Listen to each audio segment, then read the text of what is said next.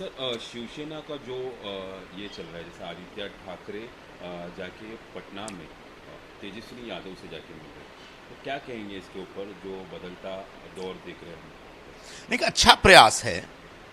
शिवसेना बुनियादी तौर पर मराठी भाषिकों की पार्टी है और बाला साहब ने जब इसकी स्थापना की तब उन्होंने नारा भी दिया था कि मराठी माणसाचा न्याय आणि हक्कासाठी। और उसकी वजह से शिवसेना में काम करने वाले बहुत सारे लोग थे, उनको ये एहसास हुआ, उनको ये समझ में आया कि शिवसेना में मराठी के अलावा किसी गैर मराठी का कोई स्थान नहीं होना चाहिए और गैर मराठियों के साथ हमारा कोई संवाद नहीं होना चाहिए। ये 1966, 78, 78, 79, 80s की बात है। आज जो एक नया जनरेशन तैयार हुआ है जिसका नेतृत्व आदित्य ठाकरे कर रहे हैं, और अगर वो चाहते हैं, शिवसेना चाहती है कि कांग्रेस के साथ आगे की राजनीति करनी है और मिलजुल करके आगे एक काम करना है, तो निश्चित तौर पर कांग्रेस से जुड़े, कांग्रेस के जो सहयोगी दल हैं, कांग्रेस की मानसिकता और कांग्रेस की विचारधारा के साथ मिलजुल के काम करने वाली जो पार्टियां हैं, जो लोग हैं, जो नए नेता हैं, उनके साथ एक संवाद होना चाहिए शिवसेना की तरफ से। और मुझे लगता है इसी उद्देश्य से आदित्य ठाकरे कल पटना गए थे। ये तो एक राजनीतिक इसका अर्थ मैं देख रहा हूँ। दूसरा, मुंबई में बड़े पैमाने पर गैर मराठी भाषी लोग रहते हैं, खासकर बिहार और यूपी के लोग लगभग 50% के आसपास होते जा रहे हैं। तो ऐसे में जो मूल मराठी भाषिक हैं यहाँ पे, उनके साथ यहाँ के गैर मराठी हिंदी भाषियों के साथ एक संवाद होना चाहिए। तो शिवसेना के एक प्रयास से निश्चित तौर पर मुंबई में रहने वाले गैर मराठी भाषिक, खासकर जो हिंदी भाषी लोग हैं, उनके और मराठी भाषिकों के बीच एक अच्छा रिश्ता बनेगा, जो कि मुंबई के भी हक में है और कांग्रेस की विचारधारा का भी समर्थन में है। और निश्चित तौर पर कांग्रेस और शिवसेना अगर एक साथ आना चाहते हैं तो उस धारणा को, उस प्रयास को, इससे बल मिलेगा। सर, आप कहते हैं कांग्रेस और शिवसेना एक साथ आने चाहिए, बट जो सावरकर का मुद्दा आया था उसमें शिवसेना किधर बैकफुट पे चले गई और जब मतलब उनको मौका मिलता है तो यूज करते हैं, ऐसा दिखने में आ रहा है। देखिए, जब दो तीन पार्टियां, कई पार्टियां एक साथ मिलके कोई संगठन चलाती हैं, कोई गठबंधन चलाती हैं, तो सभी पार्टियों के अपने अपने आग्रह होते हैं, सभी पार्टियों की अपनी अपनी विचारधारा होती है, सभी पार्टियों की अपनी अपनी सोच होती है। तो एकदम से पूरी तरह से सारी पार्टियां अपनी अपनी सोच तिलांजलि करके उसको एकदम से त्याग करके एक नई विचारधारा में सारी पार्टियां आएंगी, तो वो जनता पार्टी वाला एक्सपेरिमेंट होगा जो कि 1.5 साल बाद नष्ट हो गया था, मुरारजी की सरकार ही गिर गई थी। तो ऐसा गठबंधन बहुत टिकाऊ नहीं होता। बेहतरीन गठबंधन वो होता है कि आपकी अलग अलग विचारधारा है, बावजूद इसके कुछ मिनिमम, जो कॉमन मिनिमम प्रोग्राम होता है, कुछ एक मुद्दे पे आप सहमत होते हैं और एक साथ काम करते हैं। और जब एक साथ काम करते हैं तब हम अपनी सोच को एक मर्यादा तक लेके चलेंगे। आप भी अपनी सोच को एक मर्यादा तक लेके चलिए, लेकिन जब गठबंधन करने का जो मुद्दा हो, उस मुद्दे पर सहमत रहिए। सर, उसी बात पे इन्होंने प्रकाश अंबेडकर या दलित जो संगठन है उनसे भी जाके मुलाकात की, तो कहीं ना कहीं कांग्रेस की जो वोट बैंक है उनको ज़्यादा टारगेट किया जा रहा है। मुझे नहीं लगता इसमें अगर शिवसेना, और सबसे पहला प्रश्न तो यह है कि क्या प्रकाश अंबेडकर जी, जो बहुत ही आदरणीय नेता हैं, महाराष्ट्र के बड़े सम्मानित नेता हैं, वो शिवसेना, कांग्रेस, एनसीपी के साथ गठबंधन करने के लिए तैयार होंगे? पहला प्रश्न तो यह है। इससे पहले भी उन्होंने इस प्रकार की एक क्या बोलते हैं, एक जुगलबंदी करने की कोशिश की और आखिर में निकल गए। इस बार भी ऐसा कुछ होगा क्या? मुझे तो ज्यादा लगता है कि हो सकता है, इसलिए कि अंबेडकर जी हर चुनाव से पहले इस प्रकार के बातचीत और मुलाकातों का दौर शुरू करते हैं और एक वक्त आने के बाद, पता नहीं किन कारणों से, वो तो वही बता सकते हैं, वो फिर गठबंधन से बाहर निकल जाते हैं और फिर अपनी दुनिया, अपना संसार अलग बसाने चले जाते हैं।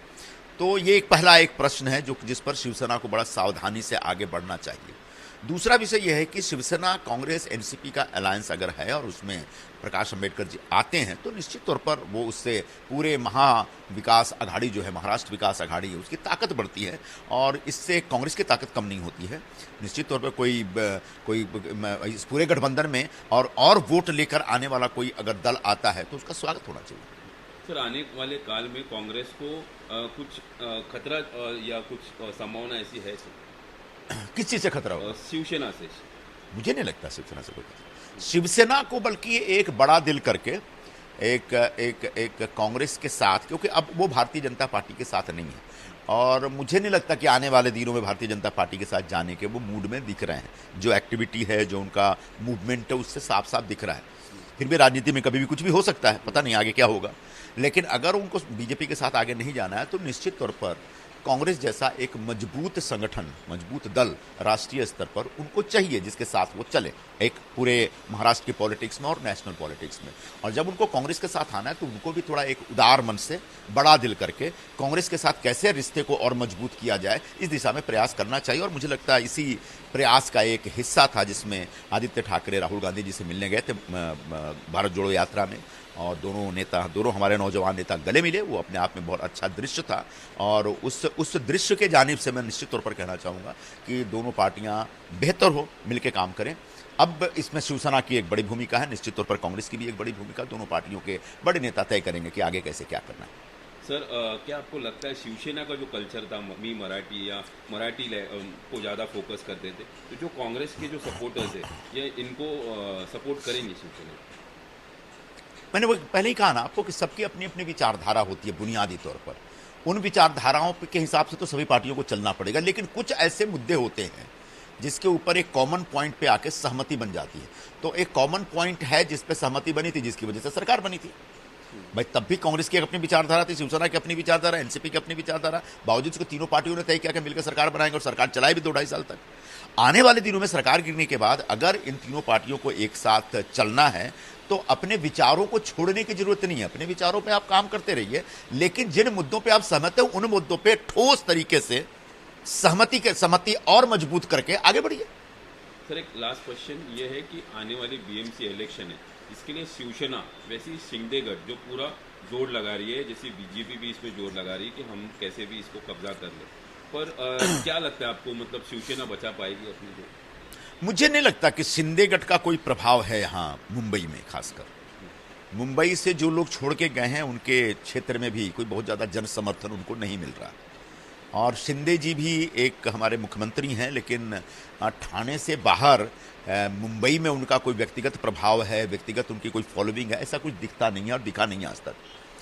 तो यहाँ पर शिवसेना कमजोर हुई है। मुझे नहीं लगता, हाँ ऊपर का नेतृत्व तो चला गया है, लेकिन नीचे का कैडर उनका आज भी बड़ा मजबूती से शिवसेना के साथ खड़ा है। और खासकर उद्धव जी को एक सिंपैथी मिलती हुई दिख रही है यहाँ पे मुंबई में।